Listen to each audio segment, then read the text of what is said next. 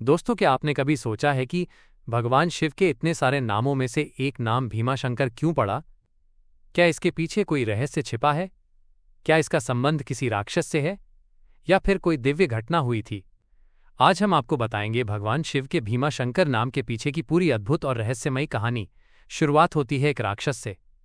बहुत समय पहले एक भयंकर राक्षस था जिसका नाम था भीम। ये राक्षस कोई साधारण नहीं था। ये था लंका के राजा कुंभकर्ण का पुत्र। हम ही कुंभकर्ण, जिसे भगवान श्री राम ने युद्ध में मारा था। जब भीम बड़ा हुआ तो उसे अपनी मां से ये सच्चाई पता चली कि उसके पिता की मृत्यु भगवान राम के हाथों हुई थी। ये सुनकर उसके अंदर बदले की आग जल उठी। उसने निश्चय किया कि वो देवताओं और भगवानों से बदला लेगा।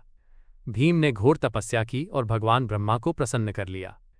ब्रह्मा जी ने वरदान मांगने को कहा। भीम ने मांगा, मुझे असीम शक्ति मिले ताकि कोई मुझे हरा न सके।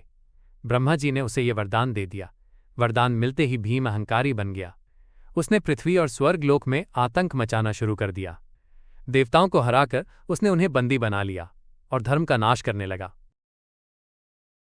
एक भक्त की परीक्षा। उसी समय पृथ्वी पर एक परम शिव भक्त राजा थे, राजा कामरूपेश्वर। वे भगवान शिव की भक्ति में हमेशा लीन रहते थे। भीम ने जब देखा कि यह राजा केवल शिव की पूजा करता है तो उसने उसे बंदी बना लिया और कहा, अब से केवल मेरी पूजा करो। लेकिन राजा कामरूपेश्वर ने साफ मना कर दिया। उन्होंने कहा, मैं केवल भगवान शिव का भक्त हूं, किसी राक्षस का नहीं। यह सुनकर भीम क्रोधित हो गया और उसने राजा को मारने का फैसला किया। जैसे ही भीम राजा को मारने के लिए आगे बढ़ा, उसी समय वहां एक दिव्य प्रकाश हुआ और प्रकट हुए स्वयं भगवान शिव। शिव जी ने भीम को चेतावनी दी, अत्याचार का अंत अब निश्चित है।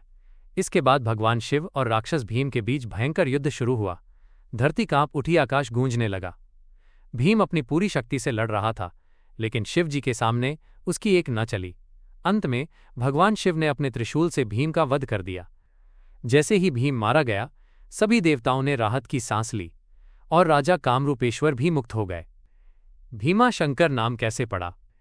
युद्ध के बाद भगवान शिव का क्रोध शांत हुआ, लेकिन इस भयंकर युद्ध के कारण उनके शरीर से बहुत पसीना निकला। वो पसीना एक धारा बनकर बहने लगा और एक पवित्र नदी का रूप ले लिया। इस स्थान पर भगवान शिव भीम के संहारक के रूप में स्थापित हुए, इसलिए उनका नाम पड़ा भीम जोड़ शंकर = भीमाशंकर, पवित्र ज्योतिर्लिंग। ये वही स्थान है जहां आज प्रसिद्ध भीमाशंकर ज्योतिर्लिंग स्थित है। ये भगवान शिव के 12 ज्योतिर्लिंगों में से एक है, जहां आज भी लाखों भक्त दर्शन करने आते हैं। कहानी से सीख। इस कहानी से हमें क्या सीख मिलती है? अहंकार का अंत निश्चित है। सच्ची भक्ति में बहुत शक्ति होती है। भगवान हमेशा अपने भक्तों की रक्षा करते हैं। अगर आपको ये कहानी पसंद आई हो तो वीडियो को लाइक करें, चैनल को सब्सक्राइब करें और ऐसी ही और पौराणिक कहानियों के लिए जुड़े रहें।